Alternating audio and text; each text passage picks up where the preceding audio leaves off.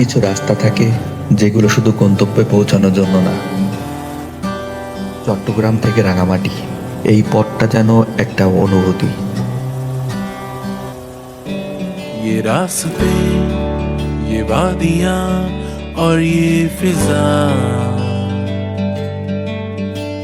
न जाने हमको ले चले कहां।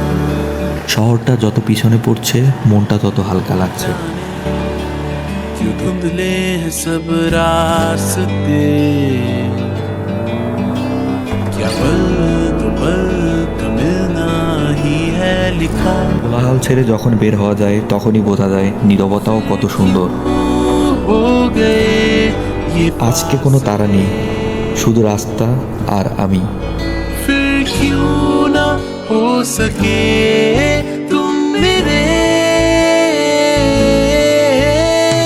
ये लम्हा जो थम गए दोनों जहां, ना हो जुदा कभी तेरे मेरे दरमियां।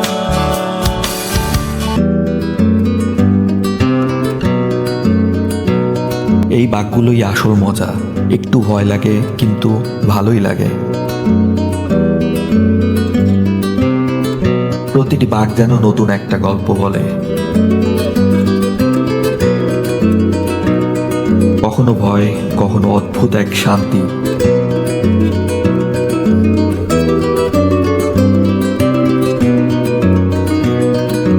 গন্তব্যে পৌঁছানোর আগেই এই যাত্রা আমাকে থামতে শিখিয়েছে।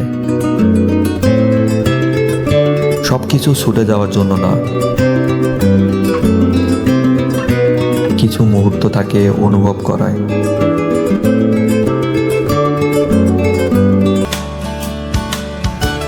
দেখতেছেন এই রাস্তার কার্ভগুলো, একটার পর একটা টার্ন, পিওর স্যাটিসফ্যাকশন।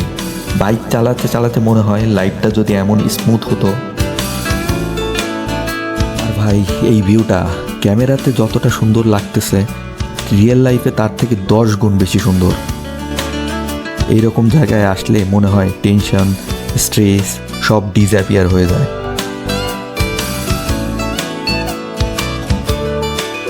এখানে এসে মনে হয় সময়টা একটু ধীরে চলে।